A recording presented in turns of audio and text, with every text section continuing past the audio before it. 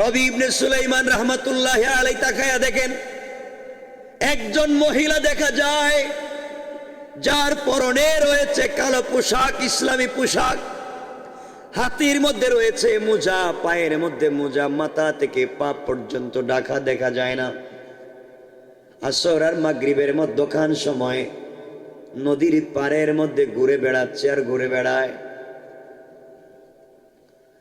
রবি ইবনে সুলাইমান সন্ধ্যার সময় আশ্চর্য হয়ে গেলেন, একজন মুসলিম মহিলা মাগরিবের সময়ে অন্ধকার সময়ে কেমনে ঘুরে বেড়ায়। আস্তে আস্তে করে তিনি কাছে কাছে পৌঁছে গেলেন। পৌঁছার পরে তিনি দেখেন আশ্চর্য করবার, মহিলা তার কাছ থেকে একটা বড় ব্যাগ বের করেছে, বস্তা বের করেছে, একটা ছুরি অথবা চাকু বের করেছে। নদীর পাড়ে একটা গাধা মরে পড়ে আছে। এই মরা গাধার শরীর থেকে গোশত গুলাকে কেটে কেটে ব্যাগের ভিতরে, বস্তার ভিতরে ভরতে শুরু করলো। রবি ইবনে সুলাইমান আশ্চর্য হয়ে গেলেন, ব্যাপার কি? একদিকে তো গাধার গোশত খাওয়া হারাম, অপরদিকে মৃত গাধার গোশত কেটে নিয়ে যাচ্ছে, ব্যাপার কি? যখন ব্যাগের ভিতরে ভরতে লাগলো, তিনি চিন্তায় পড়ে গেলেন, বুঝতে পেরেছি এই মেয়েটা হতে পারে কোনো খ্রিস্টান অথবা ইহুদি। মুসলিমদের ছদ্মবেশে মরা গাধার গোশত কেটে নিয়ে যায়। সে মুসলমানদেরকে খাইয়ে, হারাম খাইয়ে তাকে জাহান্নামে নিতে চায়, আমলগুলাকে বরবাদ করে দিতে চায়। এই জন্যে মনে হয় সে এই জন্যে নদীর পাড় থেকে মরা মৃত গাধার গোশত কেটে নিয়ে যায়। রবি ইবনে সুলাইমান চিন্তা করলেন, হতে পারে এই মেয়েটা কোনো হোটেল ব্যবসায়ী, মুসলমানদেরকে হারাম গোশত খাইয়ে দোয়া কবুলের পথ বন্ধ করে দিচ্ছে। চিন্তা করলেন হইতে পারে কোনো হোটেল ব্যবসায়ীর সঙ্গে মহিলার যোগ সাজস আছে, এর মাধ্যমে সুপরিকল্পিতভাবে ইহুদি খ্রিস্টানদের কোনো পরিকল্পনা বাস্তবায়ন করতে চাই। এই জন্যে মনে হয় মরা মৃত গাধার গোশত কেটে নিয়ে যায়। আমার বন্ধুগণ, মহিলা এক ভর্তি বস্তার ভিতরে গোশত ভর্তি করল, এরপরে রাস্তা দিয়ে রওনা হয়ে গেল। রবি ইবনে সুলাইমান বিষয়টা জানবার জন্যে, বন্ধুরা ঘুমিয়ে পড়েছে, তিনি চুপি সুরে মহিলার পিছু নিতে লাগলেন, আস্তে আস্তে করে যেতে লাগলেন। দীর্ঘ পথ চলবার পরে তিনি আশ্চর্য হয়ে গেলেন, এই মহিলা মরুভূমি পার হয়ে ওপারে গিয়ে ঝুপড়ি একটা ভাঙ্গা ঘর দেখা যায়। এই ভাঙ্গা ঘরের ভিতরে মহিলা প্রবেশ করেছে। প্রবেশ করবার পরে বস্তার ভিতরে থেকে মৃত গাধার গোশত বের করে ছোট ছোট করেছে। ছোট ছোট করে একটা পাতিলকে সে চুলার মধ্যে দিয়েছে, গোশত রান্না করা শুরু করেছে। রবি ইবনে সুলাইমান আশ্চর্য হয়ে গেলেন, একদিকে মৃত গাধার গোশত, অপরদিকে হারাম গোশত কার জন্য রান্না করে। এমন সময় তিনি ঘরের কর্নারে অথবা তিনি এই জায়গায় কোন এক জায়গায় নিরাপদে দাঁড়িয়ে আছেন, হঠাৎ করে শুনতে পান এই ঘরের ভিতর থেকে ছোট্ট ছোট্ট বাচ্চাদের কোরআনের তেলাওয়াত শোনা যায়। আশ্চর্য ব্যাপার, মহিলার ঘর থেকে কোরআনের তেলাওয়াত শোনা যায়, আবার এই ঘরে মৃত হারাম গাধার গোশত কেন রান্না করা হচ্ছে। এমন সময় তিনি শুনেন ঘরের ভিতর থেকে বাচ্চারা আওয়াজ করে বলছে, আম্মা জান, ও আমাদের মা, এই দুনিয়ার জমিনে দীর্ঘদিন হয়েছে আমাদের বাবা নাই। আম্মা জান, বাবা মারা যাওয়ার পরে দীর্ঘ 1-1.5 বছর হয়েছে আমাদের পেটে কোনোদিন গোশত যায় না। মারে আজ 4 দিন শেষ হয়ে 5ম দিন রাত্রবেলা শুরু হয়ে যাচ্ছে, আমাদের পেটে পানি ছাড়া কোনো খাবার যায় নাই। তোমার কাছে খাবারের কথা বলেছি, মানুষের ধারে ধারে ঘুরেছি, মানুষের বাড়ি বাড়ি গিয়েছি, কেউ আমাদেরকে খাবার পর্যন্ত দেয় নাই। আজকে আমাদের বাবা থাকলে আমাদের জন্য খাবার নিয়ে আসতেন। দুনিয়ার জমিনে আমাদের বাবা নাই, এই জন্য আমাদের জন্য খাবার নিয়ে আসলো না কেউ। আমাদের মা আমাদের জন্য আজকে কি রান্না করতেছেন? মহিলা জবাব দিচ্ছে, সন্তানেরা শোনো, তোমাদের জন্য আমি গোশত রান্না করি, বাচ্চারা বলতেছে, আম্মা জান, দীর্ঘদিন পরে কষ্ট করে আপনি গোশত নিয়ে এসেছেন, রান্না করতেছেন। সন্তানেরা সিজদায় পড়ে দোয়া করতেছে। রবি ইবনে সুলাইমান ঘরের ভিতরে প্রবেশ করলেন, মহিলাকে ডাক দিয়ে বলছেন, আম্মা জান, আপনি রান্না থামান, আমাকে বলেন তো দেখি আপনার পরিচয় কি, কেনই বা মরা মৃত গাদার গোশত আপনি রান্না করেন, ব্যাপার কি আপনি আমাকে খুলে বলেন। মহিলা ডাক দিয়ে বলছেন, যুবককে তোমাকে আমি চিনতে পারি না, আমি স্টেটের কোনো বাসিন্দা না, এই দেশের কোনো লোক না, আমি অনেক দূর থেকে সফর করে এসেছি। মনে রাখো, আমি অনেক দূর থেকে সফর করে এসেছি, আমি বিশ্ব নবীর বংশের একজন মহিলা, আমি সাইয়্যিদ বংশের একজন মহিলা, আমার স্বামী ইন্তেকাল করেছেন, আমি খলিফার সঙ্গে দেখা করবার জন্য এসেছিলাম। আমি সাইয়্যিদ বংশের মহিলা হওয়ার কারণে, নবী বংশের মেয়ে হওয়ার কারণে মানুষের কাছে ভিক্ষার হাত পাততে পারি না। আবার আমি জওয়ান হওয়ার কারণে কার বাড়িতে কাজ করতে যেতে পারি না, কেউ আমাকে কাজে নেয় না। মহা বিপদে পড়ে গেলাম। সন্তানগুলাকে কয়েকদিন থেকে কোনো খাবার দিতে পারতেছি না। এই চিন্তা করে আজকে আমি মৃত গাদার গোশত কেটে নিয়ে এসেছি, যেন আমি সন্তানদের মুখে কোনো খাবার উঠাইয়া দিতে পারি। এই জন্যে কষ্ট করে আমি নিয়ে এসেছি। রবি ইবনে সুলাইমান চিন্তা করলেন, আমার কাছে টাকা আছে, আমার পকেটে টাকা আছে, ওই টাকা নিয়ে আমি হজ্জে যাব, আল্লাহর ঘর জিয়ারত করতে যাব, তাওয়াফ করতে যাব। আল্লাহ যদি আমাকে কোনো সময় ডাক দিয়ে বলেন কিয়ামতের দিন, রবি ইবনে সুলাইমান রে, তোমার পকেটে টাকা ছিল, ওই টাকা নিয়ে আমার ঘর তাওয়াফ করতে এসেছো, আমার বাড়ি দেখতে এসেছো, কিন্তু দুনিয়ার জমিনে একজন বাচ্চারা, ইয়াতিম বাচ্চারা, বিধবা মহিলাকে সুযোগ থাকবার পরে সহযোগিতা করলা না। তোমার জন্য তাওয়াফ করার চাইতে ওই কাজটা বড় ছিল, জনসেবা করা, গরিবের ঘরে খাবার পৌঁছে দেওয়া, ইয়েতিমের ঘরে খাবার পৌঁছে দেওয়া। আমার রাসূল বলেছেন, বুখারীর হাদিস, আল্লাহর রাসূল বলেছেন, যারা ইয়েতিমকে লালন পালন করবে কিয়ামতের দিনে এই দুই আঙ্গুল, বিশ্বনবী দেখাইয়া বললেন, এই দুই আঙ্গুল যত কাছাকাছি জান্নাতে তার আর আমার ঘর হবে তত কাছাকাছি। কোন সুবহানাল্লাহ। রবি ইবনে সুলাইমান চিন্তা করলেন, আমি যে আল্লাহকে ভালোবেসে যার কদমে সিজদা দিতে চাই, যার ঘরে গিয়ে তওবা করতে চাই, যার কাছে ক্ষমা চাইতে চাই, কাবার গিলাফে ধরে কাঁদতে চাই, রাসূলের রওজা মুবারকে সালাম দিতে চাই, আমি যদি বিশ্বনবী আখিরি জামানার পয়গম্বর জনাবে মুহাম্মদ রাসূলুল্লাহ সাল্লাল্লাহু আলাইহি ওয়াসাল্লামের রওজা মুবারকের কাছে গিয়ে সালাম দেই, নবীজি যদি ডেকে বলেন, রবি ইবনে সুলাইমান, তুমি আমাকে সালাম দেওয়ার জন্য টাকা খরচ করে আসছো, রাস্তার মধ্যে ইয়েতিমকে সহযোগিতা করলা না, বিধবাকে সহযোগিতা করলা না, আমার সালাম, তুমি আমাকে সালাম দেওয়া লাভ নাই, জান্নাতে হাউজে কৌসার পান করতে পারবা না। রবি ইবনে সুলাইমান এতগুলো কথা চিন্তা করে মহিলাকে ডাক দিয়া বলছেন, আম্মা জান, আপনি পাতিলটা ফেলে দেন, হারাম গোশত রান্না বন্ধ করে দেন, আপনি বাচ্চাদের মুখে হারাম উঠাইয়া দিয়েন না, মরা গাদার গোশত বাচ্চাদেরকে খাওয়াইয়েন না, আপনার পায়ে ধরি মা, আপনি বিশ্ব নবীর বংশের একজন মহিলা, এই বাচ্চাদের মুখে আপনি হারাম উঠাইয়া দিয়েন না। রবি ইবনে সুলাইমান এই কথা বলে দৌড়াইয়া তিনি তাঁবুতে চলে আসলেন। বন্ধুদেরকে কিছু না বলে হজ্জে যাওয়ার জন্য যত টাকা তার কাছে ছিল সব টাকা নিয়ে বাজারে দৌড় দিলেন। বাজারে যাওয়ার পরে কিছু টাকা দিয়ে হালাল গোশত কিনলেন, কিছু টাকা দিয়ে আটা কিনলেন, ময়দা কিনলেন, আরো কিছু খাবার কিনলেন। 2 মাসের খাবার কিনে ব্যাগের ভিতরে ঢুকাইয়া, বস্তার ভিতরে ঢুকাইয়া নিজের কাঁধে উঠালেন। রবি ইবনে সুলাইমান উঠাইয়া চলতে লাগলেন মরুভূমির দিকে। দীর্ঘ পথ চলবার পরে মহিলার বাড়িতে পৌঁছে গেলেন। আর ডাক দিয়ে বলেন, আম্মা জান, আপনি আর হারাম খাওয়া লাগবে না, প্রায় 2 মাস চলবে মতো খাবার আপনাকে আমি দিয়েছি, কিছু টাকা দিয়ে গেলাম, ওই টাকা নিয়ে আপনি পরবর্তীতে চলতে পারবেন। আমার পরিচয় জানবার দরকার নেই, আমার জন্য একটু দোয়া করবেন। নিজের হাতে গোশত রান্না করলেন, বাচ্চাদেরকে কুলে বসে খাওয়ালেন। বাচ্চাগুলা চোখের পানি ছেড়ে আল্লাহকে ডাক দিয়া বলেছে, আল্লাহ,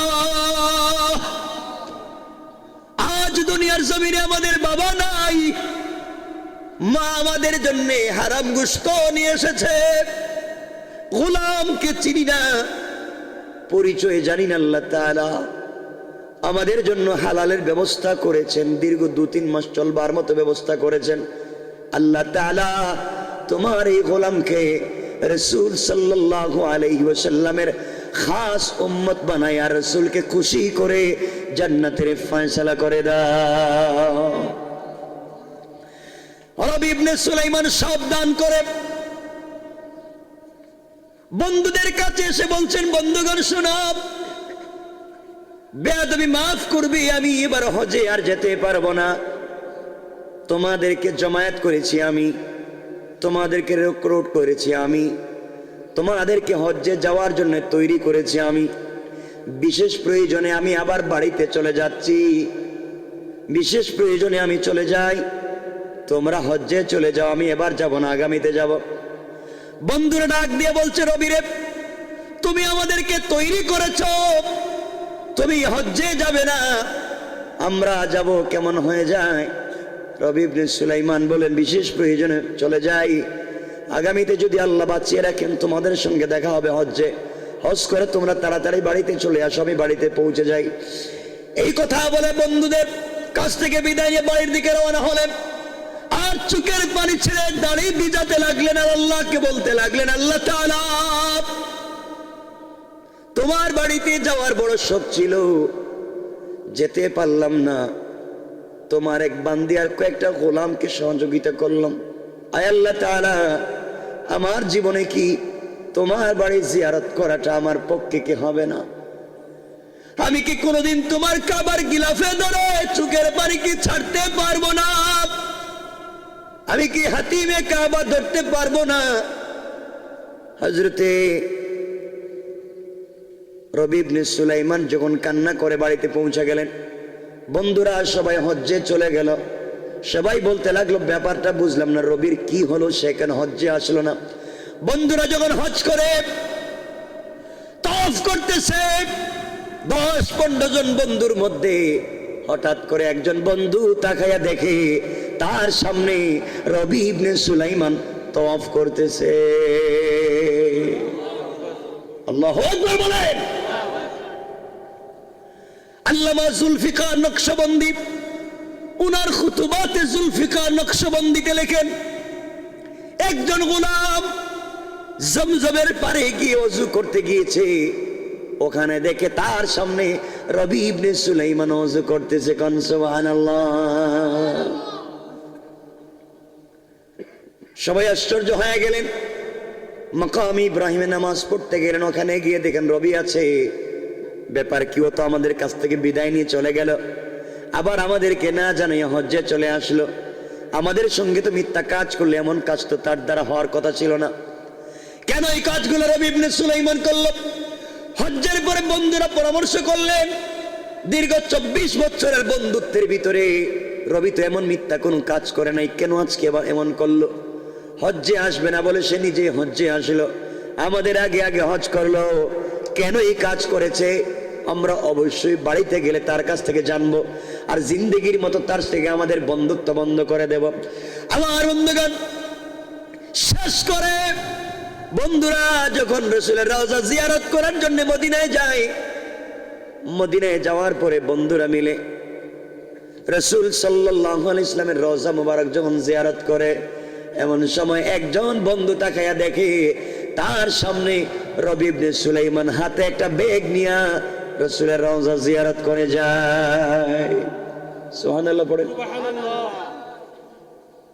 বন্ধু পিছন থেকে বলছে, রবি তুই আমাদেরকে বললে আসবি না, হজ্জেও তোরে দেখলাম, এখন রাসূলের রওজা জিয়ারতও তোরে দেখলাম, তুই মিথ্যাবাদী কাজ করলে। রবি বলতেছেন, দোস্ত এখানে কথা বলার টাইম নাই, কাজ কর, বাড়িতে গেলে সব কথা বলবো, ব্যাগটা হাতে রাখ, এই ব্যাগের কারণে আমি জিয়ারত করতে পারতেছি না, ব্যাগটা নে, দেখা হলে দিস, নাহলে বাড়িতে পৌঁছে দিস। আমার বন্ধুগণ শুনেন যা বলতে চাই, হজ শেষ হয়ে গেল, জিয়ারত শেষ হলো, সকল বন্ধুরা বসছে। একজন বলছে, কিরে রবিরে দেখছস? দেখলাম তো, আমি তাকে মাকাম ইব্রাহিম দেখেছি নামাজ পড়তেছে। আরেকজন বলছে, আমি তাকে জমজম কূপের পাড়ে দেখেছি। আরেকজন বলছে, আমার সামনে দিয়ে তো সে দেখলাম কাবাঘর তওয়াফ করে। আরেকজন বলছে, এই তোমরা যা বলছো, ওরে তো দেখলাম আমি রসুলের রওজা জিয়ারতে, এই যে ব্যাগটা মারে দিছে। এর চাইতে বড় প্রমাণ আর আছে? কথা বলেন নাকি? যে ব্যাগ বলতেছে তার নাকি জিয়ারত করতে কষ্ট হচ্ছে, ব্যাগটা আমারে দিছে। কি বলো তোমরা? এতগুলো করলো রবি আমাদের সাথে। এবার এলাকায় যাই, বন্ধুত্ব তো থাকবেই না, আর পাবলিককে বলবে মিথ্যাবাদী। আমার বন্ধুগণ, সমস্ত বন্ধুরা মিলে হজের পরে যখন বাড়িতে পৌঁছে গেলেন, বাড়িতে যাওয়ার পরে সবাই মিলে রবির বাড়িতে পৌঁছে বললেন, রবি ইবনে সুলাইমান, তুমি আমাদের সঙ্গে এমন কোন কাজ করতে পারলে, এই মতো এত বড় অন্যায় কাজ করতে পারলে, হজ্জে তুমি বললা গেলে না, কিন্তু তুমি কেমনে আমাদের আগে আগে হজ করলা? রবি কসম করে বলতেছেন, বন্ধুরে আল্লাহ পাকের জাতের কসম, আমি হজ্জে যাই নাই। তুমি যাও নাই, তাহলে হজ করলো কে আমাদের সাথে? রবি ইবনে সুলাইমান বলছেন, আল্লাহ পাকের জাতের কসম আমি যাই নাই। তোমরা মহল্লার মানুষকে জিজ্ঞাসা করো, প্রতিদিন তাদের সঙ্গে আমার দেখা হয়েছে। আমার পরিবারের মানুষকে জিজ্ঞাসা করো, আমার স্ত্রীকে জিজ্ঞাসা করো, আমি গ্রামে ছিলাম, বাড়িতে ছিলাম, সবাই সাক্ষ্য দিয়েছে রবি তো গ্রামে ছিল। তাহলে আমরা কাদেরকে দেখলাম? একজন দাঁড়াইয়া বলছে, রবি তুই না এই ব্যাগটা আমারে দিছিলে, না খরচ কেন? রবি বললেন, ভাইরে কই ব্যাগ, কোথায় কি, আমি তো কিচ্ছু জানি না। সবাই তো আশ্চর্য, ও বলে জানে না, তা আমরা দেখলাম কারে? এলাকার মানুষ বলে তারা দেখছে বাড়িতে, তাহলে আমরা দেখলাম কারে? একথা চিন্তা করে সবাই যখন বাড়িতে পৌঁছে গেলেন, এলাকার মধ্যে একটা তুমুল হট্টগোল শুরু হলো। রবি ইবনে সুলাইমান চোখের পানি ছেড়ে গভীর রাত্রে 2 রাকাত সালাতুল হাজত পড়ে ঘুমিয়ে গেলেন, আর চোখের পানি ছেড়ে কান্না করে বলতেছেন, আল্লাহ তাআলা এমন কি অপরাধ এখন আমি করলাম? এখন পাবলিক বলে একটা, আমি বলি একটা, আমার তো ইজ্জত নাই। হঠাৎ করে তিনি স্বপ্নের ভিতরে দেখতেছেন স্বয়ং বিশ্ব নবী স্বপ্নে তার সামনে হাজির হয়ে গিয়েছে। নবীজি ডাক দিয়ে বলছেন, রবি ইবনে সুলাইমান চিন্তা করো কেন, তোমার কি হয়েছে? রবি ডাক দিয়ে বলতেছেন, পয়গম্বরে আরবি সবাই বলতেছে আমি হজ্জে গিয়েছি, আসলে আমি হজ্জে যাই নাই, এগুলা নিয়ে আমি বড় টেনশনে আছি, আমি এমন কি করলাম? রাসূলে পাক বললেন, রবি ইবনে সুলাইমান রে, তুমি হজ্জে যাও নাই যে কথা বলেছো তা সত্য, তারা তোমাকে দেখেছে তাও সত্য। রবি ইবনে সুলাইমান স্বপ্নে বলতেছেন, ইয়া রাসূলুল্লাহ আমি গেলাম না সত্য, তারা দেখলো সত্য কেমনে? আবার নবী ডাক দিয়ে বললেন, রবি ইবনে সুলাইমান তুমি চলার পথে হজ্জে যাওয়ার নিয়ত করে রাস্তায় বের হইয়া একজন অসহায় বিধবা মহিলা কয়েকটা ইয়াতিম বাচ্চাকে সহযোগিতা করেছো, আল্লাহ পাক তোমার সহযোগিতার উপরে কবুল আর মঞ্জুর করে তোমাকে ভালোবেসে তোমার সুরত ধরাইয়া একজন রহমতের ফেরেশতা দিয়া তোমার নামে মকবুল একটা হজ করাইয়া দিয়েছে। সুবহানাল্লাহ, আওয়াজ করে বলেন। আর রবি ইবনে সুলাইমান তোমার সুরতে একজন রহমতের ফেরেশতা দিয়ে আল্লাহ তওয়াফ করাইছে, কিন্তু রবি ইবনে সুলাইমান এই বছর যত মানুষ হজ্জে গিয়েছে কারো হজ কিন্তু কবুল হয় নাই। বন্ধুগণ, রবি ইবনে সুলাইমানের ঘুম ভেঙে গেল, এখন পেরেশানি বাড়লো। নবীজি কি বললেন বুঝলাম না, এখন আবার কারো হজ কবুল হয় নাই, ব্যাপার কি?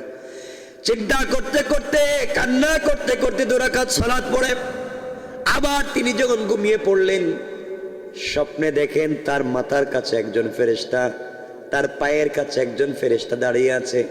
মাথার কাছের ফেরেশতা, পায়ের কাছের ফেরেশতাকে বলছে, লোকটার নাম কি? একজন বলছে রবি ইবনে সুলাইমান। কি হয়েছে?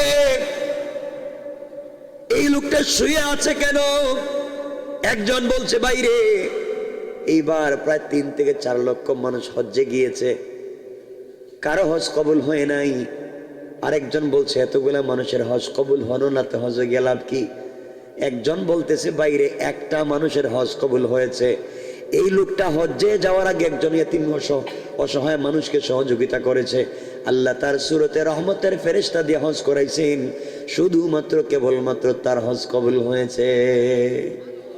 আর একজন ডাক দিয়া বলছে, বাইরে এই একজন ব্যক্তির হজ কবুল হওয়ার কারণে তার ওসিলায় গোটা হজ্জের মানুষের হজকে আল্লাহ কবুল করে নিয়েছেন। কান সুবহানাল্লাহ।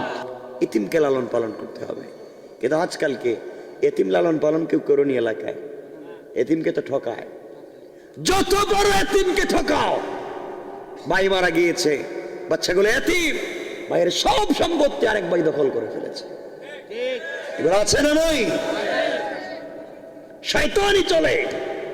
বহুত হাজী সাহেব এলাকায় আছেন, হজ্জে যাওয়ার সময় নিজের ছেলেকে ঠিকই সম্পত্তি বন্টন করে দিয়েছে, কিন্তু নিজের মেয়েকে দেয় নাই। এগুলো মনে এলাকা নাই মনে। নিজের ছেলেকে ঠিক মতো সম্পত্তি বন্টন করে দেয়, কিন্তু নিজের মেয়েকে ঠকায়া দেয়, নিজের মেয়েকে সম্পত্তি দেয় না।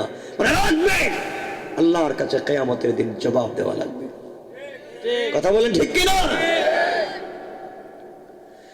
এই জন্য আমার বন্ধুগণ, দুনিয়ার জমিনে যে যেভাবে ইসলামকে মুছে দিতে চায়, কেউ তো ভিন্ন কৌশল ইসলামকে মুছে দিতে চায়, কেউ তো ইসলামের লেবাস ধরে ইসলামকে মুছে দিতে চায়। আল্লাহ বলেছেন, দুনিয়ার জমিনে যারা দ্বীনকে মুছে দেওয়ার কৌশল করো, তোমরা জানো না তোমাদের চাইতে আমি আল্লাহর কৌশল আরো বড়। কোন ঠিক কিনা? এই জন্য আমার বন্ধুগণ, দুনিয়ার জমিনে যারা দ্বীনকে মুছে দিতে চায়, বিভিন্ন কৌশল করে ক্ষমতার প্রভাব খাটিয়ে এই দুনিয়ার জমিন থেকে দ্বীনকে মুছে দিতে চায়, আল্লাহ রাব্বুল ইজ্জত ওয়াল জালাল বলছেন, গোলাম রে, ক্ষমতার অপব্যবহার করে দুনিয়ার জমিন থেকে দ্বীনকে মুছে দিতে চাও, আমি আল্লাহ চাইলে একদিনের ভিতরে তোমার হাতে ভিক্ষার ভাঙ্গা থালা ধরাইয়া রাস্তার মধ্যে শোয়া দিতে আমি আল্লাহর 1 মিনিটও দেরি হবে না। কোন ঠিক কিনা?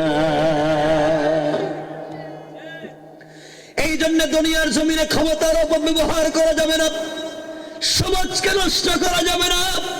আজ এই যুবকেরা দ্বীনের পথে আসতে চায়, ইসলাম মানতে চায়, কোরআনের পথে আসতে চায়, আর বাংলাদেশের কিছু বড় বড় নেতা তার কর্মীদেরকে দিয়ে আবার ব্যবসা করে আছে না নয়? বলেন আছে না নয়?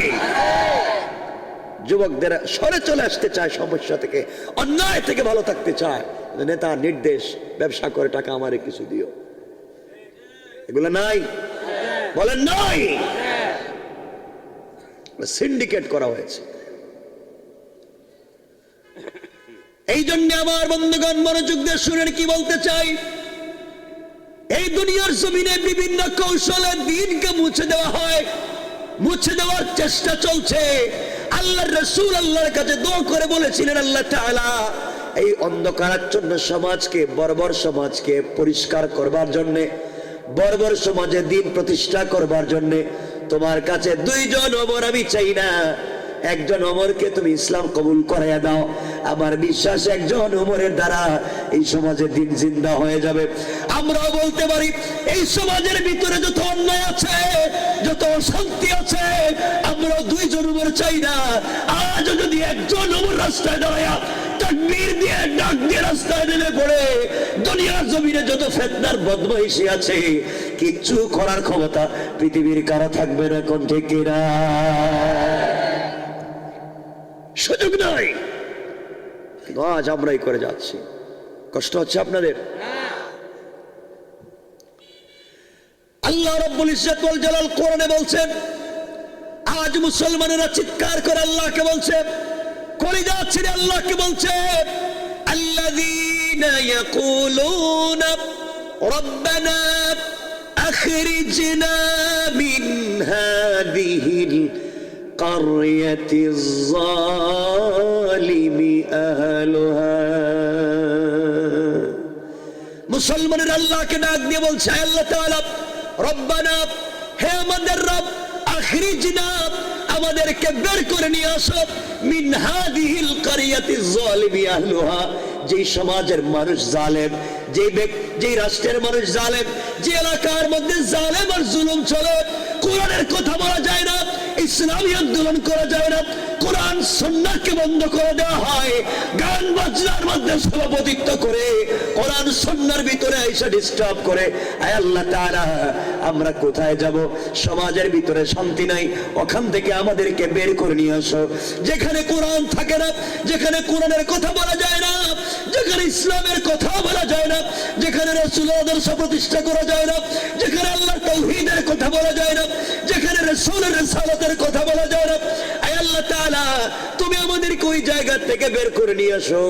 ওখানে আমরা থাকতে পারবো না। আর জালেমের রাষ্ট্রে মাজলুম বানাইয়া যদি রাখতে হয়, তোমার কাছে দুই জিনিস চাইলাম। এক নাম্বার, ওয়াজআল লানা মিন লাদুনকা ওয়ালিয়া। আয় আল্লাহ তাআলা, জালেমের এলাকায় আমাদেরকে যদি মাজলুম বানাইয়া রাখতে হয়, তুমি আমাদের জন্য একজন ওলি পাঠাইয়া দাও, আমাদের জন্য একজন নেতা পাঠাইয়া দাও, আমাদের জন্য একজন রাহবার পাঠাইয়া দাও, আমাদের জন্য একজন অভিভাবক পাঠাইয়া দাও। অভিভাবক আমাদেরকে নিয়ে ডাক দিবে, আমরা আমাদের জীবন উৎসর্গ করে তোমার জমিনে তোমার দিনকে জিন্দা করতে চাই। কোন ঠিক কিনা?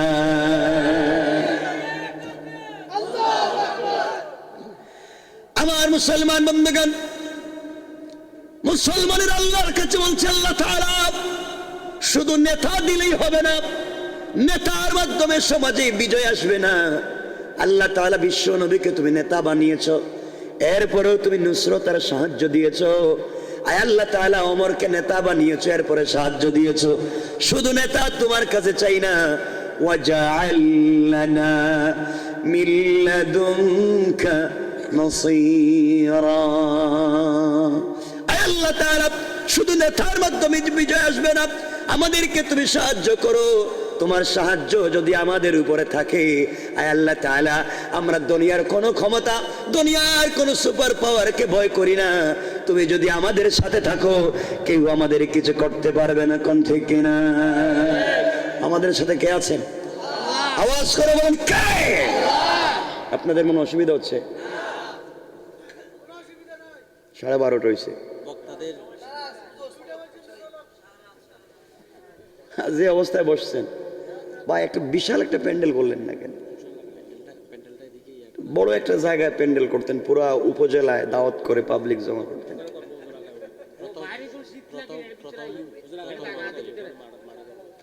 কথা শুনেন কি বলতে চাই?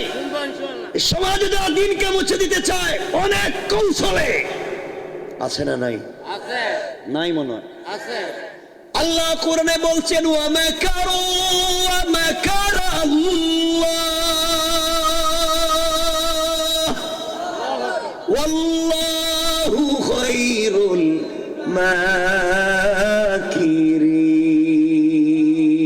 মাকিরিন।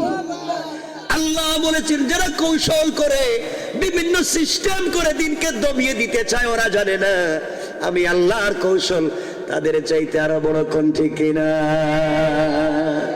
আমার আল্লাহ অন্য জায়গায় গিয়ে বলছেন, আমি জায়াত পড়ছি, নিচে বলছেন, ইন্না কাইদাশ শাইতানি কানা দাইফা। আল্লাহ রাব্বুল ইজ্জত ওয়াল জালাল বলেছেন, কাফেররা যত কৌশল করুক না কেন, সকল কৌশল আমি আল্লাহর কাছে মশা মাছির ঘরের চাইতে আর দুর্বল। কোন সুবহানাল্লাহ।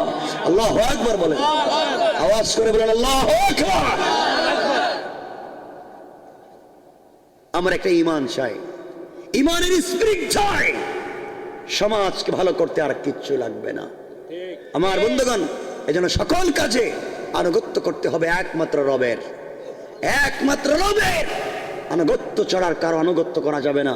যেই নেতা আমার রবকে আনুগত্য করতে শিখে না, আমার রাসূলের আনুগত্য করতে জানে না, এই নেতাকে তো মানি না, তার কপালে জুতা নিক্ষেপ করতে পারে। ঠিক কিনা? জোরে কও। নারে তাকবীর, আল্লাহু আকবার, নারে আলো, নারে আলো, ইসলামের শত্রুরা, নারে তাকবীর, আল্লাহু আকবার। মনে রাখবেন, আমরা তো এমন একজন ওমর চাই, এমন একজন নেতা চাই, যেই নেতার সামনে শয়তানও আসে না। ঠিক কিনা বলেন? আমার তো এমন নেতা ছিলেন যার হাতে মদের বোতল দেওয়ার পরে মদ ও দুধ হয়ে গিয়েছে, যার মুখের আওয়াজ জুমার খুতবার ইয়া সারিয়া একটা চিৎকার 1000 মাইল দূরে পৌঁছে গিয়েছে, যার একটা চিঠির মাধ্যমে নীল নদ পানি দিতে বাধ্য হয়েছে। আমরা তেমন একজন নেতা চাই। হযরত ওমর তার তরবারি একবার মদিনায় ভূমিকম্প হচ্ছে, তার জামানায় ভূমিকম্প হচ্ছে, ওমর দাঁড়িয়ে গেলেন, তরবারি হাতে নিলেন, খুললেন, মাটির ভিতরে তরবারি ঢুকায় বললেন, এই মদিনার মাটি, মদিনার মাটির উপরে আমি ওমর জিন্দা। যে ওমর দিনে ডাকাতি রাতে ডাকাতি করত, মাথা কাটা তার কাছে ডাল ভাত ছিল, রবকে চিনে তা বাদ দিয়ে গোটা জিন্দেগি রবের জন্য সঁপে দিয়েছে। ওমর আজ মদিনায় জিন্দা। আর মদিনার মাটির নিচে আল্লাহর বন্ধু হাবিবুল্লাহ বিশ্বনবী শুয়ে আছে। তোমার যদি ক্ষমতা থাকে তুমি নড়াচড়া করো, আর আল্লাহর যদি ক্ষমতায় তুমি এটা থেকে থাকো, আজ থেকে আর নড়াচড়া করা যাবে না। হযরত ওমর তরবারে ঢুকায় দিলেন, কিয়ামত পর্যন্ত মদিনার মাটিতে আর ভূমিকম্প হবে না। আল্লাহু আকবার বলুন। নেতা তো তার নাম। আজকে আমাদের কিছু নেতাদেরকে শয়তান দেখা কয়, আহারে আমি এদিকে গিয়ে লাভ নাই, আমার তো পুরো দায়িত্বই তার কাছে আছে। কথা বলেন না কেন? কারণ শয়তান কোনোদিন ঘুষ খায় নাই। আপনাদের জানা মতে খাইছে কোনোদিন? কথা বলেন না কেন? শয়তান কোনোদিন ঘুষ খাইছে? আপনাদের এলাকায় শয়তান কোনোদিন সুদের ব্যবসা করছে? শয়তান কোনোদিন কারো জমি দখল করছে? কথা বলছেন না কেন? কিন্তু মানুষের সুরতে কিছু শয়তান এই কাজগুলো অহরহ করে যাচ্ছে, ঠিক কিনা? সমাজকে দূষিত করেছি আমরা। আল্লাহ রাব্বুল ইজ্জত ওয়াল জালালের কাছে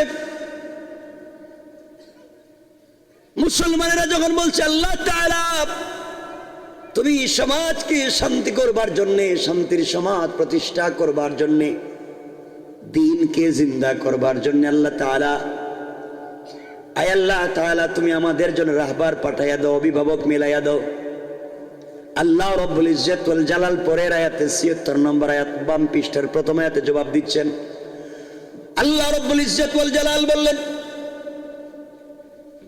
এরপর আয়াতে বলছেন, যারা ঈমান এনেছে, যারা ঈমান এনেছে তারাই তো মুমিন, মুসলমান, আল্লাহর পথের গোলাম। যারা ঈমান এনে নাই, ঈমানের পথে চলে নাই, তারাই তো হলো তাগুত। আল্লাহ বলেছেন, ফাকাতিলু আউলিয়া আশ-শাইতান, তোমরা শয়তানদের লিডারদের বিরুদ্ধে, ফাকাতিলু শয়তান আল্লাহ বলেন নাই, ফাকাতিলু আউলিয়া আশ-শাইতান, শয়তানদের নেতাদের বিরুদ্ধে যুদ্ধ করো। এখন শয়তানদের নেতা কারা? শয়তানদের নেতা তো তারা যারা আমার চাইতে লম্বা জুব্বা পরে, আমার চাইতে সুন্দর পাগড়ি পরে, মাথায় সুন্দর রুমাল দিয়া ইসরাইল আর ইহুদি খ্রিস্টানদের পক্ষে দালালি করে। তারা মুসলমানদের নেতা নয়, তারা হলো ইহুদি খ্রিস্টানদের দালাল। ঠিক কিনা? আওয়াজ করে বলেন। বিষাক্ত সমাজকে ভালো করা আমাদের দায়িত্ব। পারবো না ইনশাল্লাহ? সবাই বলেন তো ইনশাল্লাহ। আমরা ফিতনা চাই না। সমাজে কোনো দাঙ্গা করবেন না, সমাজে কোনো ফিতনা তৈরি করবেন না। সমাজের ভিতরে আজকালকে ফিতনার কোনো অভাব নাই, শুধু ফিতনার ফিতনা। আল্লাহর ওয়াস্তে ধর্মযুদ্ধ তৈরি করবেন না, সাম্প্রদায়িক দাঙ্গা লাগাবেন না, উস্কানি দিবেন না, সন্ত্রাসবাদ জঙ্গিবাদে জড়িত হবেন না, ধর্মে ধর্মে মারামারি লাগাবেন না। মূর্তি মন্দির পেগোডা গির্জা সব ভাঙ্গি ইসলাম কায়েম করব, এই শয়তানি মন থেকে বাদ দিয়ে দেন। আমরা আমাদের কথা বলবো, আমরা আমাদের সৌন্দর্য প্রচার করব, আল্লাহ রাসূলের চরিত্রের কথা বলবো। মানুষ আমাদের চরিত্র দেখে দেখে কালিমা পড়ে মুসলমান হয়ে যাবে। কিন্তু আমাদের যে চরিত্র তা দেখলে শয়তানও তো আসে না। কথা বলেন না? ঠিক। আমি জানি না আপনাদের এলাকায় এগুলো আছে না নাই। বাংলাদেশে খালি কেমনি একজন পাবলিক নিয়ে পীরের দরবারে যাওয়া যায়, পিসাব না থাকলে শান্তি নেই। এগুলো আছে না? আল্লাহর ওয়াস্তে শয়তানি চলবে না, চলবে। আমরা কিছু চাইলে চাইবো কার কাছে? সবাই বলেন কার কাছে? কোনদিন কোনো পীরের কাছে, কোনো মাজারে গিয়ে কারো কাছে কিছু চাইবেন না, কারণ মাজারে যিনি আছেন তিনি কাউকে কিছু দিতে পারেন না। দিতে পারেন না? কোন পীর কাউকে কিছু দিতে পারেন না। আপনারা কি কেউ আসেননি, মাজারে যাননি? যায় না কই, বুঝলাম না। এখানে ভালো মানুষ নাকি? কিছু মাছ ভান্ডার দেয়। কি ভান্ডার? ওরে, জাননি আপনারা? কিছু আছে। একটু হাত উঠান তো দেখি, কারা কারা যান।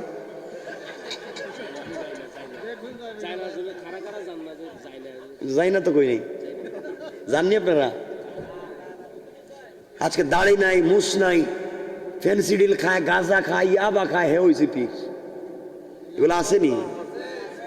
আল্লাহ আমাদেরকে এগুলার থেকে হেফাজত করুন, সবাই বলেন আমিন। আপনাদের কষ্ট লাগতেছে মনে হয়? এগুলা করবেন না, চাইলে আল্লাহর কাছে চাইবেন। আর বাসায় গিয়ে আপনাদের তো কাজ একটাই আছে, বাসায় গিয়ে এলাকার মানুষ এমন কিনা জানি না, বাসায় গিয়ে শুধু বৌরে পিটায়। এলাকায় এটা নাই মনে হয়, আছে কইলো কেন? বৌরে পিটায়, পিটাইতে পিটাইতে প্রস্রাব করাই দেয়। বউ মায়ের খায়, কয় আব্বা আমার আর মানিস না। স্বামীর আব্বা কয়, বাপ কইলে ছাড়তাম না, আরো কিচ্ছু কম আছে। এগুলো তো জানোয়ার, বউ পিটায়। এগুলা করা যাবে? স্ত্রীকে মারা যাবে? বলেন, মারা যাবে? কোনো কারণেও মারা যাবে না? কইলো না কেউ এখানে? মারা যাবে? মারেননি? কি বিয়ে করছো? বিয়ে করেনি, এরা কয় মারা যাবে? তোমরা তো ছোট, যারা বিয়ে করছে এরা কিছু কয় না। আল্লাহর ওয়াস্তে স্ত্রীকে মাইরেন না, এটা হারাম। স্ত্রীকে মারা কি হারাম, কোনো কাজে মাইরেন না। আল্লাহ, আপনারা তো বউ মনে করেন না, আপনারা তো মনে করেন কাজের বুয়া। কাজের বুয়া, ঘুম থেকে ওইটা কাজ শুরু, ঘুমানো পর্যন্ত কাজই করতে হবে, ঠিক? এগুলো আসেনি এলাকায়? বউ ঘুম থেকে উঠছে, ঘর মুছা শুরু হয়েছে, ওয়াশরুম টয়লেট মুছা পরিষ্কার করো, এরপরে 14 গোষ্ঠীর কাপড় দেয়া দাও, রান্না বান্না করো, বাচ্চার টিফিন তৈরি করো, স্কুলে নিয়ে যাও, স্কুল থেকে নিয়ে আসো, আত্মীয় স্বজনরা খাওয়া, মা বাবার খেদমত করো, সবার কাপড় দেয়া দাও, ঘর মুছা, আবার রান্না করো, আবার রাত্রে চলে আসছে, আবার রান্না করো। এগুলা করতে করতে করতে করতে বউ যে কখন না খায় ঘুমায় গেছে, এই খবরও কোনো স্বামী নেয় না, ঠিক কিনা বলেন? এই অন্যায় কাজ করেন কেন? এগুলা কেন করেন? বউর সাথে হারাম কাজ করবেন না। বউ কাজের বুয়া নয়, ঘরে রান্না করে খাওয়াবে স্ত্রী, এমন কোনো কথা ইসলামে নাই, হাদিসেও নাই। তো খাওয়াইতে পারে, আপনাকে সহযোগিতা করতে পারে, এর অর্থ যে একা খাওয়াবে এটা না, আপনিও রান্না করে খাওয়াইয়েন। কিছু কয় না এরা, ঠিক কি? খালি ঠিক করেই তো সব নষ্ট করছেন।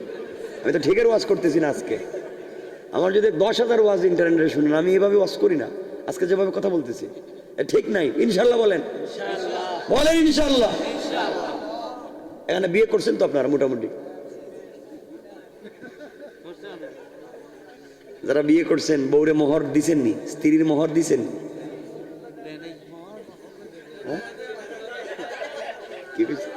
আরে শোনেন না, স্ত্রীর মোহর দিয়েছেন? মোহর আদায় করছেন? কিছু কয় না, বুঝলাম নাকি? টাকা পয়সা দেয় না নাকি এলাকায়?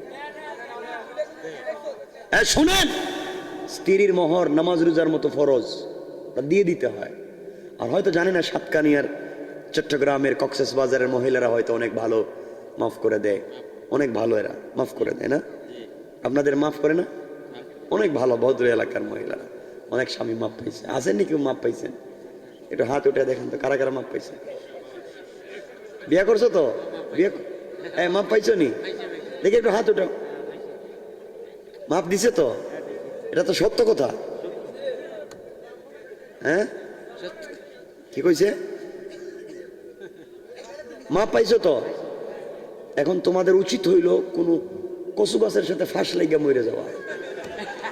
বউ তোমারে মাফ করে দিছে, এর চাইতে বেইজ্জতি আসমানের নিচে আর নাই, যে বউ তোমারে মাফ করছে। কারণ দুনিয়ার ভিতরে এমন কোন বউ নাই যে তোমারে মাফ করে দিছে আর বউ তালাক দিলে মোহর দেওয়া লাগবে না। যে কলিজার টুকরা বউ তোমারে মাফ দিছে, কালকে তালাক দিয়ে দেখো, লাভে আসলে দেওয়া লাগবে, ঠিক কিনা বলেন না? আর যদি কোন আমি দিয়ে দিছি, তাহলে যৌতুকের মামলা দিয়ে ডাবল আদায় করবো। এজন্য ভাই ওগুলো মাফ হয় না, ওগুলো দিতে হয়, দিতে হয়। আর মাফ লিখিত নিতে হবে। মাফ যে দিচ্ছে এটা কাগজ লিখে দেয়, কথা ঠিক আছে না? বিপদে পড়েন না, ওটা মাফ হয় না। আল্লাহ আমাদেরকে হিফাজত করুক, সবাই পড়েন আমিন। বাসায় বউরে পিটাইয়েন না, বাসায় গেলে বউর সাথে ভালো ব্যবহার করবেন। রাসূল পাক মসজিদে নববীর মুতাওয়াল্লি ছিলেন, মসজিদে নববীর ইমাম ছিলেন, মসজিদে নববীর খতিব ছিলেন, মাদ্রাসা দারুল আরকামের শিক্ষক ছিলেন, মাদ্রাসা দারুস সুফার শিক্ষক ছিলেন, মদিনার রাষ্ট্রের প্রেসিডেন্ট ছিলেন, মদিনার বাজারের সবথেকে বড় ব্যবসায়ী ছিলেন, সকল যুদ্ধের সেনাপতি ছিলেন। এত কাজ করবার পরে বাড়িতে যখন যেতেন তখন স্ত্রীকে রান্নায় সহযোগিতা করতেন। সুবহানাল্লাহ, এটা বলেন না কিন্তু। আমার বন্ধুগণ, কথা কি বুঝতে পেরেছেন? আমার কথা কি বুঝতে পেরেছেন? আমরা এই পথে যাই না। রাসূল সব করেছেন, তারপরেও তিনি পরিবারে এসে দিনের কাজগুলা, ফ্যামিলির কাজগুলা করেছেন। আমরা এই লাইনে যাইতে পারি না। আল্লাহ যেন আমাদেরকে কবুল করেন, সবাই বলেন আমিন। রাসূল আমাদের আদর্শ, শুধু ইমামতির বেলায় নয়, শুধু ইমামতিতে রাসূল আদর্শ, শুধু হাদিয়ার বেলায় রাসূল আদর্শ, আর যুদ্ধের বেলায় রাসূল আদর্শ নাই, ইসলামিক রাষ্ট্র প্রতিষ্ঠার বেলায় রাসূল আদর্শ নাই। এটা হতে পারে না। মনে রাখবেন, ইসলামের জন্য যে রাসূলের দমদার শহীদ হয়েছে, মাথায় লোহার কড়া ঢুকিয়েছেন, জিহাদের ময়দানে নেতৃত্ব দিয়েছেন, গুলার পিঠে সওয়ার হয়েছেন, তোমাকে আমাকেও কাফেরদের মোকাবেলায় নেতৃত্ব দিতে হবে। ঠিক কিনা? আওয়াজ করে বলেন। সেদিকে গেলে আমাদের সময় চলে যাবে। দ্বীনের রাসূল এমন ছিলেন, ইসলামের জন্য মহিলারা নিজের কুলের বাচ্চা পর্যন্ত দান করেছে, নিজের কুলের বাচ্চাকে দিয়েছে, ইসলামের জন্য নিজের কলিজার টুকরো সন্তানকে দান করেছে। নিজের 10টা ছেলে শহীদ হয়েছে, ভাই শহীদ হয়েছে, স্বামী শহীদ হয়েছে। মহিলা বলতেছে, কি হয়েছে জানতে চাই না, আগে বলো জিহাদের ময়দানে আমার রাসূল কেমন আছে। আল্লাহু আকবার বলেন। ইসলামের সেই সোনালী ইতিহাসকে ভুলে গিয়েছেন, শুধুমাত্র দাওয়াত খাওয়াকে ইসলাম বানিয়েছেন। কোরআনকে বানিয়েছেন মক্তবে বাচ্চাদের পড়াবার বই, কোরআনকে বানিয়েছেন জানাজার জিয়ারত করার বই, কোরআনকে বানিয়েছেন শবে বরাতের শবে কদরে খতম পড়ার বই, কোরআনকে বানিয়েছেন মুখস্থ করে তারাবি পড়াবার বই, কোরআনকে বানিয়েছেন কেউ মরে গেলে তার বাড়িতে 10 জন মিলে খতম পড়ে 300 টাকা করে পাওয়ার বই, কোরআনকে বানিয়েছেন তাবিজ আর কবজ দেওয়ার বই। বলেন না, এগুলাই তো হচ্ছে, এগুলাই কোরআন। কোরআন বলছে লিতুখরিজান নাসা মিনাজ যুলুমাতি ইলান নূর। কোরআন বলছে রকেট কোন জায়গায় নষ্ট হয়েছে, সূর্য ঘুরে না চন্দ্র ঘুরে, সূর্য তার কক্ষপথ ভুলে গিয়েছে কিনা, চন্দ্র তার কক্ষপথ ভুলে গিয়েছে কিনা, মাটির নিচে কি আছে, আসমানের উপরে কি আছে, বিজ্ঞান আগামী 100 বছর পরে কি আবিষ্কার করবে। কোরআন বলছে তিবিয়ানুন লিকুল্লি শাই, সব কিছুর থিওরি আর ফর্মুলা পরিপূর্ণভাবে কোরআন বর্ণনা করেছে। ঠিক কিনা বলে? কোরআন হচ্ছে বিজ্ঞানের কিতাব, কোরআনকে ভুলে গিয়েছেন। কি নাই এই কোরআনে? মেডিকেল সায়েন্সের কি জানতে চান, কোরআনকে জিজ্ঞাসা করেন, কোরআন বলে দিবে। আপনি physiology, biology, chemist, druggist, medical science, general science কি জানবেন, কোরআনকে জিজ্ঞাসা করেন। আপনি সোশ্যাল সায়েন্স, কোরআনকে বলেন সমাজ বিজ্ঞান কেমন, কোরআন জবাব দিবে। সামাজিকতা কেমনে করতে হয়, কোরআন জবাব দিবে। লেনদেন কেমনে করতে হয়, কোরআন বুঝাইয়া দিবে। সমাজে মানুষের সাথে কেমনে আচরণ করতে হয়, কোরআন বুঝাইয়া দিবে। রাষ্ট্র বুঝাইয়া দিবে। ইউনিয়ন অফিসে ইউনিয়নের চেয়ারম্যানের চরিত্র কেমন হওয়া চাই, কোরআন বলে দিবে। ঠিক কিনা বলেন? কোরআন বলে না এমন তো জিনিস নেই। কোরআন থুতু কেমনে ফেলতে হবে এই কথাটা পর্যন্ত বলে দিয়েছে, রাস্তায় কোন দিকে চলতে হবে এই কথাটা পর্যন্ত বলেছে। কি বলে নাই? আমরা সব বাদ দিয়েছি। যুবকেরা টিকটক নিয়ে ব্যস্ত হয়ে গেছে। টিকটক এটা কি জিনিস? বাদ দাও, টিকটক বাদ। টিকটকে ভিডিও আপলোড করা বাদ দিয়ে টুকটাক আমল করো, ঠিক জান্নাতে চলে যাই মা। টিকটক বাদ, টুকটাক আমল, ইনশাআল্লাহ। বলেন না ইনশাআল্লাহ। আল্লাহ যেন আমাদের কবুল করেন। কেমনে করবেন আল্লাহ কবুল? একজন মানুষ, কষ্ট হচ্ছে না? একজন মানুষ প্রতিদিন কয় ঘন্টা ঘুমায়? 6 ঘন্টা। রাত দিন মিলিয়ে কয় ঘন্টা ঘুমায়? মোটামুটি 8 ঘন্টা। রাত দিন মিলিয়ে 8 ঘন্টা ঘুমায়। তো একজন মানুষ যদি রাত দিন মিলিয়ে 8 ঘন্টা ঘুমায়, তাহলে দিন হয় কয় ঘন্টায়? 24 ঘন্টায়। তা 8 ঘন্টা ঘুমালে কয় ঘন্টা ঘুম হলো? কয় ভাগ ঘুম হলো? 3 ভাগের 1 ভাগ। মানে 24 ঘন্টার 3 ভাগের 1 ভাগ কয় ঘন্টা? 8 ঘন্টা। তা একজন মানুষ 8 ঘন্টা ঘুমালো। এই স্টেজে, এই প্রোগ্রামে এত মানুষের ভিতরে যাদের বয়স 60 বছর, যাদের বয়স 60 বছর যদি 8 ঘন্টা প্রতিদিন ঘুমায়, 3 ভাগের 1 ভাগ, 60 ভাগের 3 ভাগের 1 ভাগ কত? কয় বছর? 20 বছর। তাহলে 20 বছর শুধু আপনি ঘুমাইলেন। যার বয়স 60 বছর, 20 বছর শুধু আপনি ঘুমাইলেন। আর 20 বছর পড়ালেখা করে মাস্টার শেষ করে চাকরি মাকরি শুরু করতে আরো 20 বছর নাই। কথা বলেন না কেন? 40 নাই, রইল 20 বছর। এই 20 বছরের ভিতরে আপনি কোন টাইমে সিগারেট খাওয়ার সময় পান? কখন সময় পেলে পান মুখে ঢুকিয়ে দেন? এই 20 বছরের ভিতরে আপনি কেমনে আল্লাহর কাছে জবাব দিবেন? এই কোনো চিন্তাই নেই আপনাদের। আল্লাহ আমাদেরকে হেফাজত করুক। সবাই আওয়াজ করে বলেন আমিন। আমরা জান্নাতে যেতে চাই কি চাই না? জাহান্নাম থেকে বাঁচতে চাই কি চাই না? আল্লাহ বলছেন যারা ইসলামের বিরুদ্ধাচরণ করে, মনে রাখবেন, যারা ইসলামের বিরুদ্ধাচরণ করে, যারা কোরআন সুন্নাহর বিপরীতে চলে, যুবকেরা শোনো, ইসলাম বাদ দিয়ে ভিন্ন পন্থায় চলো, ইসলামকে ডাইভার্ট করে অন্য পন্থায় চলো। আল্লাহ বলছেন কোরআন কিয়ামতের দিন পিটাবেন। কেমনে? কোরআনে কারীমের সূরা হুমাযার শেষ আয়াতে বলছেন ফি আমাদিম মুমাদ্দাদা, লম্বা শিকল দিয়ে বেঁধে পিটাবেন। কেমনে পিটাবেন? আল্লাহ বলছেন সূরা আল মাআরিজের 14 নম্বর আয়াত থেকে বলছেন কাল্লা ইন্নাহা লাযা। আল্লাহ বলছেন লাযা নামক জাহান্নামে দিবেন লেলিহান আগুনে। কেমন? নাযাআতাল লিশাওয়া। এই অগ্নিকুণ্ডলিতে ঢুকলে চামড়া জ্বলে যাবে, হাড্ডি জ্বলে যাবে, গোশত জ্বলে পড়ে যাবে, কিন্তু রূহ জ্বলবে না। আল্লাহ বলছেন তোকে জীবিত রেখে আমি পিটাবো। কেমনে পিটাবেন? 1 লক্ষ বকরির জীবন্ত বাচ্চাকে মাথা নিচের দিকে করে পা উপর দিকে উঠাইয়া 1 লক্ষ বকরির বাচ্চার শরীর থেকে চামড়া টাইনা মাথার দিকে আনলে যে ব্যথা হয়, আল্লাহ বলছেন প্রত্যেকটা সেকেন্ডে তুই যদি আমি আল্লাহকে ছেড়ে দিয়া, ইসলাম আর রাসূলকে ছেড়ে দিয়া ভিন্ন কোনো চিন্তা করিস, কিয়ামতের দিনে তোর মাথা নিচের দিকে করে পা উপর দিকে উঠাইয়া আমিও 19 জন ফেরেশতা দিয়া তোর চামড়া পার থেকে মাথার দিকে টাইনা নামাবো। চিন্তা করা দরকার। কোরআনকে থিসিস করেন, কোরআনকে অ্যানালাইজ করেন, কোরআনকে গবেষণা করেন। কোরআন কি সাজেস্ট করছে, কোরআন কি ইনফরমেশন দিচ্ছে, তা একটু চিন্তা করেন। আজকে আমরা নামাজ পড়ি না, পরিবারের ভিতরে ইসলাম নাই, পরিবারের ভিতরে দ্বীন নাই। আমরা সমাজের মানুষের কাছে দ্বীনের কথা বলছি, আল্লাহকে ওয়াস্তে আমরা ভালো হয়ে যাই ইনশাআল্লাহ। বলেন ইনশাআল্লাহ। যুবকেরা চুল কাটবার সময় বাংলা লিঙ্ক কাটিং কাইটো না, তো শয়তানি কাটিং, যেটা বিভিন্ন লাইনের, ওদের করার দরকার নেই। আমরা ভালো মানুষ হতে চাই। আমাদের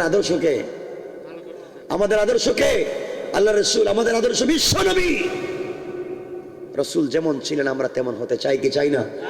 আল্লাহ আমাদেরকে কবুল করুক। সবাই বলেন আমিন। আমরা এমন একটা বিশ্ব চাই। আজকে সমাজে ঘৃণা ছড়িয়ে দেওয়া হচ্ছে, বিদ্বেষ ছড়িয়ে দেওয়া হচ্ছে, সমালোচনা ছড়িয়ে দেওয়া হচ্ছে। আমরা এগুলা চাই না, আমরা চাই শান্তি এবং ভালোবাসা। ঠিক কিনা বলেন?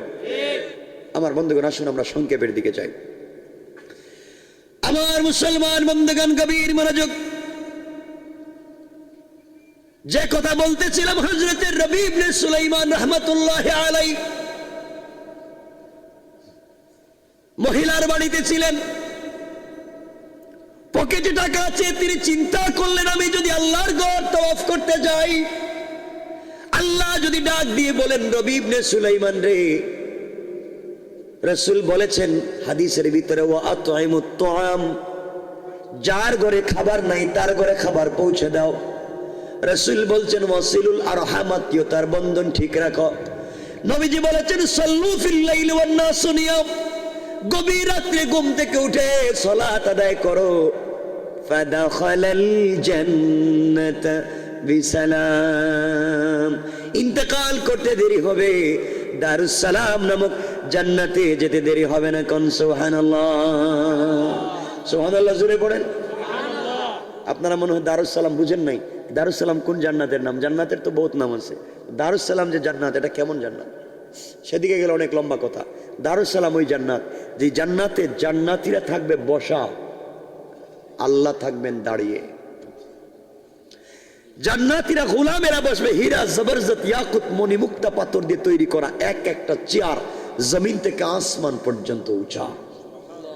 প্রত্যেকটা চেয়ারে বসে থাকবে আল্লাহর গোলাম, আর আল্লাহ নিজে দাঁড়াইয়া তার গোলামকে এই জান্নাতে সালাম দিবেন। সালাম, আল্লাহু আকবার বলেন। আল্লাহ নিজে সালাম দিবেন তার গোলামকে, নিজে মুনিব হইয়া। এমনি এমনি হবে না।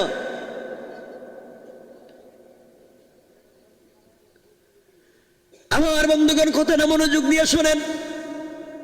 রবি ইবনে সুলাইমান চিন্তা করলেন, আমি যে আল্লাহকে ভালোবেসে যার কদমে সিজদা দিতে চাই, যার ঘরে গিয়ে তওবা করতে চাই, যার কাছে ক্ষমা চাইতে চাই, কাবার গিলাফে ধরে কাঁদতে চাই, রাসূলের রওজা মুবারকে সালাম দিতে চাই, আমি যদি বিশ্ব নবী আখিরি জামানার পয়গম্বর জনাবে মুহাম্মদ রাসূলুল্লাহ সাল্লাল্লাহু আলাইহি ওয়াসাল্লামের রওজা মুবারকের কাছে গিয়ে সালাম দেই, নবীজি যদি ডেকে বলেন, রবি ইবনে সুলাইমান তুমি আমাকে সালাম দেওয়ার জন্য টাকা খরচ করে আসছো, রাস্তার মধ্যে ইতিমকে সহযোগিতা করলা না, বিধবাকে সহযোগিতা করলা না, আমার সালাম তুমি আমাকে সালাম দেয়া লাভ নাই, জান্নাতে হাউজে কৌসার পান করতে পারবা না।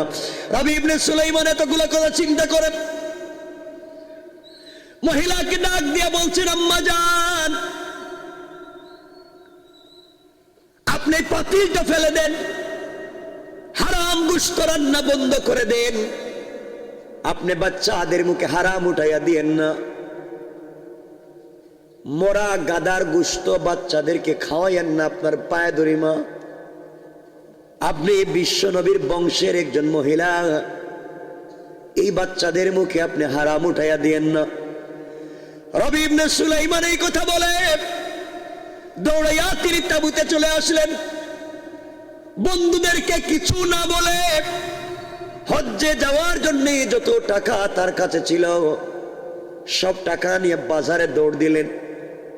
বাজারে যাওয়ার পরে কিছু টাকা দিয়ে হালাল গোশত কিনলেন, কিছু টাকা দিয়ে আটা কিনলেন, ময়দা কিনলেন, আরো কিছু খাবার কিনলেন। 2 মাসের খাবার কিনে ব্যাগের ভিতরে ঢুকাইয়া, বস্তার ভিতরে ঢুকাইয়া নিজের কাঁধে উঠালেন। রবি ইবনে সুলাইমান উঠাইয়া চলতে লাগলেন মরুভূমির দিকে। দীর্ঘ পথ চলবার পরে মহিলার বাড়িতে পৌঁছে গেলেন।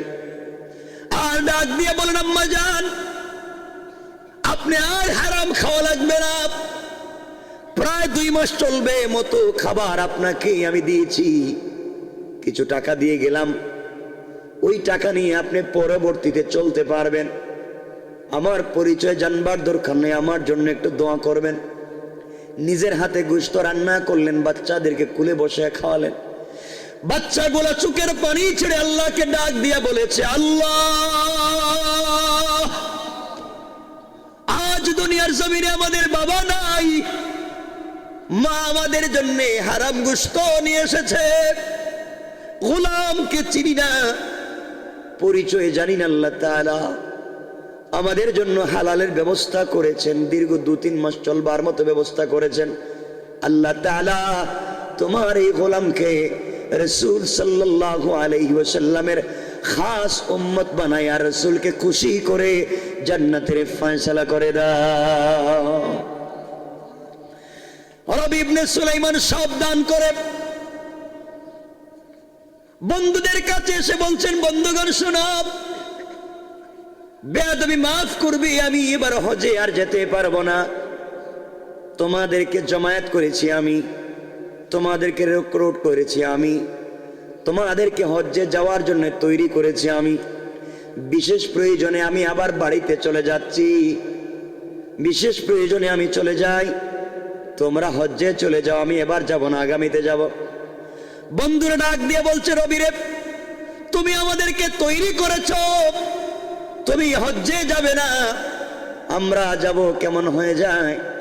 রবি ইবনে সুলাইমান বলেন, বিশেষ প্রয়োজনে চলে যাই, আগামীতে যদি আল্লাহ বাঁচিয়ে রাখেন তোমাদের সঙ্গে দেখা হবে হজ্জে, হজ করে তোমরা তাড়াতাড়ি বাড়িতে চলে আসো, আমি বাড়িতে পৌঁছে যাই। এই কথা বলে বন্ধুদের কাছ থেকে বিদায় নিয়ে বাড়ির দিকে রওনা হলেন। আর চোখের পানি ছেড়ে দাঁড়িয়ে ভিজাতে লাগলেন আর আল্লাহকে বলতে লাগলেন, আল্লাহ তাআলা তোমার বাড়িতে যাওয়ার বড় শখ ছিল, যেতে পারলাম না। তোমার এক বান্দি আর কয়েকটা গোলামকে সহযোগিতা করলাম। আয় আল্লাহ তাআলা, আমার জীবনে কি তোমার বাড়ি জিয়ারত করাটা আমার পক্ষে কি হবে না? আমি কি কোনোদিন তোমার কাবার গিলাফে ধরে চোখের পানি কি ছাড়তে পারবো না? আমি কি হাতিমে কাবা ধরতে পারবো না? হযরতে রবি ইবনে সুলাইমান যখন কান্না করে বাড়িতে পৌঁছে গেলেন, বন্ধুরা সবাই হজ্জে চলে গেল। সবাই বলতে লাগলো, ব্যাপারটা বুঝলাম না, রবির কি হলো, সে কেন হজ্জে আসলো না? বন্ধুরা যখন হজ করে তওয়াফ করতেছে, 10-15 জন বন্ধুর মধ্যে হঠাৎ করে একজন বন্ধু তাকায়া দেখে তার সামনে রবি ইবনে সুলাইমান তওয়াফ করতেছে। আল্লাহু আকবার বলেন। আল্লামা জুলফিকার নকশবন্দি উনার খুতুবাতে জুলফিকার নকশবন্দিতে লেখেন, একজন গোলাম জমজমের পারে গিয়ে ওযু করতে গিয়েছে, ওখানে দেখে তার সামনে রবি ইবনে সুলাইমান ওযু করতেছে। কোন সুবহানাল্লাহ। সবাই আশ্চর্য হয়ে গেলেন। মাকাম ইব্রাহিমে নামাজ পড়তে গেলেন, ওখানে গিয়ে দেখেন রবি আছে। ব্যাপার কি, ও তো আমাদের কাছ থেকে বিদায় নিয়ে চলে গেল, আবার আমাদেরকে না জানিয়ে হজ্জে চলে আসলো। আমাদের সঙ্গে তো মিথ্যা কাজ করলে, এমন কাজ তো তার দ্বারা হওয়ার কথা ছিল না। কেন এই কাজগুলো রবি ইবনে সুলাইমান করলো? হজ্জের পরে বন্ধুরা পরামর্শ করলেন, দীর্ঘ 24 বছরের বন্ধুত্বের ভিতরে রবি তো এমন মিথ্যা কোনো কাজ করে নাই, কেন আজকে আবার এমন করলো? হজ্জে আসবে না বলে সে নিজে হজ্জে আসলো, আমাদের আগে আগে হজ করলো, কেন এই কাজ করেছে? আমরা অবশ্যই বাড়িতে গেলে তার কাছ থেকে জানবো, আর জিন্দেগির মতো তার থেকে আমাদের বন্ধুত্ব বন্ধ করে দেব। আমার বন্ধুগণ, শেষ করে বন্ধুরা যখন রাসূলের রওজা জিয়ারত করার জন্য মদিনায় যায়, মদিনায় যাওয়ার পরে বন্ধুরা মিলে রাসূল সাল্লাল্লাহু আলাইহি ওয়াসাল্লামের রওজা মুবারক যখন জিয়ারত করে, এমন সময় একজন বন্ধু তাকায়া দেখে তার সামনে রবি ইবনে সুলাইমান হাতে একটা ব্যাগ নিয়ে রাসূলের রওজা জিয়ারত করে যায়। সুবহানাল্লাহ পড়ে। বন্ধু পিছন থেকে বলছে, রবি তুই আমাদেরকে বললে আসবি না, হজ্জেও তোরে দেখলাম, এখন রাসূলের রওজা জিয়ারতও তোরে দেখলাম, তুই মিথ্যাবাদী কাজ করলে। রবি বলতেছেন, দোস্ত এখানে কথা বলার টাইম নাই, কাজ কর, বাড়িতে গেলে সব কথা বলবো, ব্যাগটা হাতে রাখ, এই ব্যাগের কারণে আমি জিয়ারত করতে পারতেছি না, ব্যাগটা নে, দেখা হলে দিস, নাহলে বাড়িতে পৌঁছে দিস। আমার বন্ধুগণ শুনেন যে বলতে চাই, হজ শেষ হয়ে গেল, জিয়ারত শেষ হলো, সকল বন্ধুরা বসছে। একজন বলছে, কিরে রবিরে দেখছস? দেখলাম তো, আমি তাকে মাকাম ইব্রাহিম দেখেছি নামাজ পড়তেছে। আরেকজন বলছে, আমি তাকে জমজম কূপের পাড়ে দেখেছি। আরেকজন বলছে, আমার সামনে দিয়ে তো সে দেখলাম কাবাঘর তওয়াফ করে। আরেকজন বলছে, এই তোমরা যা বলছো, ওরে তো দেখলাম আমি রাসূলের রওজা জিয়ারতে, এই যে ব্যাগটা আমারে দিছে। এর চাইতে বড় প্রমাণ আর আছে? কথা বলেন নাকি? যে ব্যাগ বলতেছে তার নাকি জিয়ারত করতে কষ্ট হচ্ছে, ব্যাগটা আমারে দিছে। কি বলো তোমরা, এতগুলো করলো রবি আমাদের সাথে, এবার এলাকায় যাই, বন্ধুত্ব তো থাকবেই না, আর পাবলিককে বলবে মিথ্যাবাদী। আমার বন্ধুগণ, সমস্ত বন্ধুরা মিলে হজের পরে যখন বাড়িতে পৌঁছে গেলেন, বাড়িতে যাওয়ার পরে সবাই মিলে রবির বাড়িতে পৌঁছে বললেন, রবি ইবনে সুলাইমান, তুমি আমাদের সঙ্গে এমন কোনো কাজ করতে পারলে, এই এত বড় অন্যায় কাজ করতে পারলে, হজ্জে তুমি বললা গেলে না, কিন্তু তুমি কেমনে আমাদের আগে আগে হজ করলা? রবি কসম করে বলতেছেন, বন্ধুরে আল্লাহ পাকের জাতের কসম, আমি হজ্জে যাই নাই। তুমি যাও নাই, তাহলে হজ করলো কে আমাদের সাথে? রবি ইবনে সুলাইমান বলছেন, আল্লাহ পাকের জাতের কসম আমি যাই নাই। তোমরা মহল্লার মানুষকে জিজ্ঞাসা করো, প্রতিদিন তাদের সঙ্গে আমার দেখা হয়েছে। আমার পরিবারের মানুষকে জিজ্ঞাসা করো, আমার স্ত্রীকে জিজ্ঞাসা করো, আমি গ্রামে ছিলাম, বাড়িতে ছিলাম, সবাই সাক্ষ্য দিয়েছে রবি তো গ্রামে ছিল, তাহলে আমরা কাদেরকে দেখলাম? একজন দাঁড়াইয়া বলছে, রবি তুই না এই ব্যাগটা আমারে দিছিলে, না করস কেন? রবি বললেন, ভাই রে কই ব্যাগ, কোথায় কি, আমি তো কিচ্ছু জানি না। সবাই তো আশ্চর্য, ও বলে জানে না, তা আমরা দেখলাম কারে? এলাকার মানুষ বলে তারা দেখছে বাড়িতে, তাহলে আমরা দেখলাম কারে? একদা চিন্তা করে সবাই যখন বাড়িতে পৌঁছে গেলেন, এলাকার মধ্যে একটা তুমুল হট্টগোল শুরু হলো। রবি ইবনে সুলাইমান চোখের পানি ছেড়ে গভীর রাত্রে 2 রাকাত সালাতুল হাজত পড়ে ঘুমিয়ে গেলেন। আর চোখের পানি ছেড়ে কান্না করে বলতেছেন, আল্লাহ তাআলা এমন কি অপরাধ এখন আমি করলাম? এখন পাবলিক বলে একটা, আমি বলি একটা, আমার তো ইজ্জত নাই। হঠাৎ করে তিনি স্বপ্নের ভিতরে দেখতেছেন স্বয়ং বিশ্ব নবী স্বপ্নে তার সামনে হাজির হয়ে গিয়েছে। নবীজি ডাক দিয়ে বলছেন, রবি ইবনে সুলাইমান চিন্তা করো কেন, তোমার কি হয়েছে? রবি ডাক দিয়ে বলতেছেন, পয়গম্বরে আরবি সবাই বলতেছে আমি হজ্জে গিয়েছি, আসলে আমি হজ্জে যাই নাই, এগুলা নিয়ে আমি বড় টেনশনে আছি, আমি এমন কি করলাম? রাসূলে পাক বললেন, রবি ইবনে সুলাইমান রে, তুমি হজ্জে যাও নাই যে কথা বলেছো তা সত্য, তারা তোমাকে দেখেছে তাও সত্য। রবি ইবনে সুলাইমান স্বপ্নে বলতেছেন, ইয়া রাসূলুল্লাহ আমি গেলাম না সত্য, তারা দেখলো সত্য কেমনে?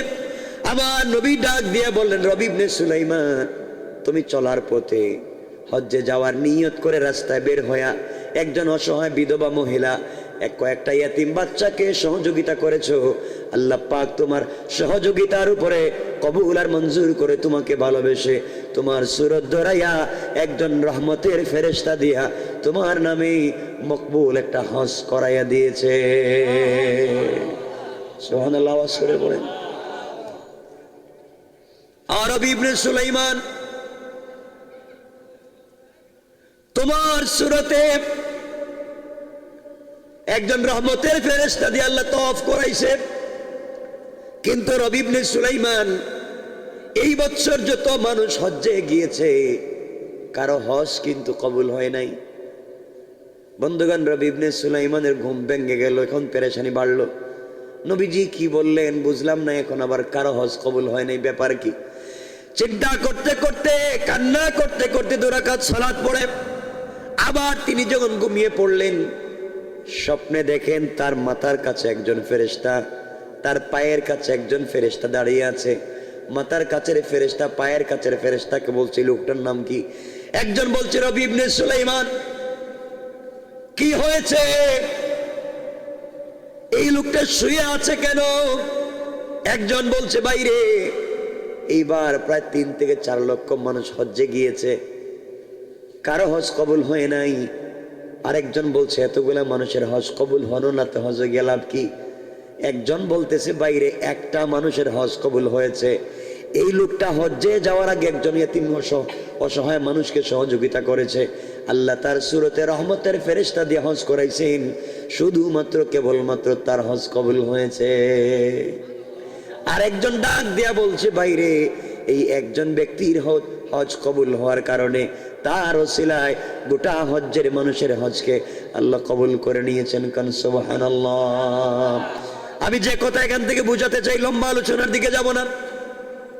দুনিয়ার জমিনে আপনি যত বড় পীর আর বুজুর্গ হন না কেন, আপনার প্রতিবেশীদের মধ্যে যদি দেখেন কেউ অসহায় এতিম, সহযোগিতা করলেন না, বিধবা এতিম সহযোগিতা করলেন না, আপনার বাচ্চার হাতে দামি দামি চকলেট আছে, কিটকেট আছে, ডায়েরি মিল্ক আছে, স্পোর্টসের জিনিস আছে, আপনার ছেলের হাতে দামি জুস আছে, সব আছে, আপনার পাশের বাড়ির একটা বাচ্চার হাতে 8 আনা পয়সার একটা চকলেট নাই, আপনার সুযোগ থাকবার পরে দিলেন না। আপনি যত বড় বুজুর্গ হন না কেন, প্রতিবেশীর হক আদায় না করবার কারণে আপনি জাহান্নামী। আমার বন্ধুগণ, আপনার ঘরে 10টা আইটেমের খাবার আছে, আপনার ঘরে সেহরির সময় 15টা আইটেমের খাবার আছে, ইফতারের সময় 20টা ইফতারের আইটেম আছে।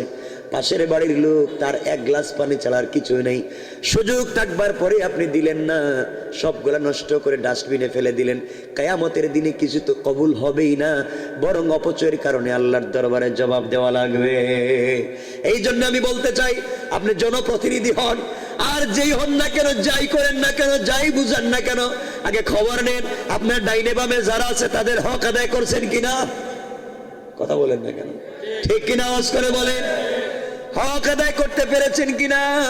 এই জন্য আল্লাহকে আসতে পাম দিয়া মানুষকে উল্টা পাল্টা বুঝাইয়া চলবেন না। নিজে আগে সমাজের হক আদায় করেন, পাবলিকের হক আদায় করেন, নিজের হক, নিজের বাড়ির হক, নিজের এলাকার হক, নিজের গ্রামের হক, প্রতিবেশীর হক দেন, কাউকে ঠকাইয়েন না। আর আজকে জনপ্রতিনিধি আর লিডারেরা মানুষের হক তো দেয় না, বরং মানুষের হক মেরে খায়। ঠিক কিনা বলেন? এগুলো আসেনি, আল্লাহ জানে। আল্লাহ এগুলার থেকে আমাদেরকে হেফাজত করুক। ভাই একটার উপরে হয়ে গেছে, ইচ্ছা থাকলেও লম্বা করতে চাই না। এজন্য আমার একটা কথা, আজকের আমার শেষ কথা যেটা, আমরা কোনোভাবে আমরা কাউকে ঠকাবো না।